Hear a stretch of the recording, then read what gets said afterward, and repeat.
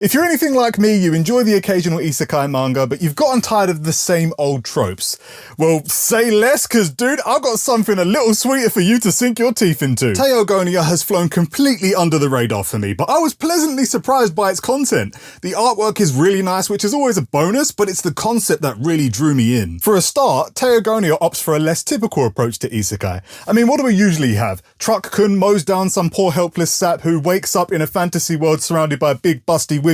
I mean, that's the dream, sure, but we've all seen it now. Teogonia instead has our main character Kai pre-established in his world, where memories of a past life only begin to surface after bro took some heavy hits in battle against a horde of monsters. It's got all the regular elements of a fantasy setting: monsters, might, and magic. But this is where it gets interesting. Teogonia puts greater emphasis on its world building and exposition, explaining in juicy detail how every living creature houses a godstone within them, which if you look at it objectively is basically just like a soul or the life force of the creature.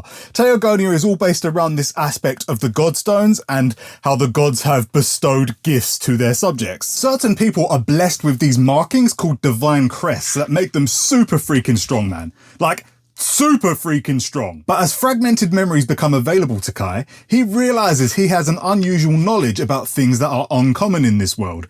How magic works, for example, how he can use it to create fire or heal his wounds. What I really like about this is that Kai has to figure things out for himself. He has to deeply reflect on what he's trying to achieve in order to get his magic to work. He can't just throw up his hands and shout fireball. He has to actually think about how the things work. For example, healing. He wants to heal a wound on his back, right? So how does he heal? He needs the cells to regenerate. I just think it's a really interesting approach, and that seems to be a big aspect of Teogonia. So if any of this sounds like your kind of vibe, then I highly recommend picking this up. Thank you so much, Panini Manga, for giving me the opportunity to read and review Teogonia. I had a lot of fun.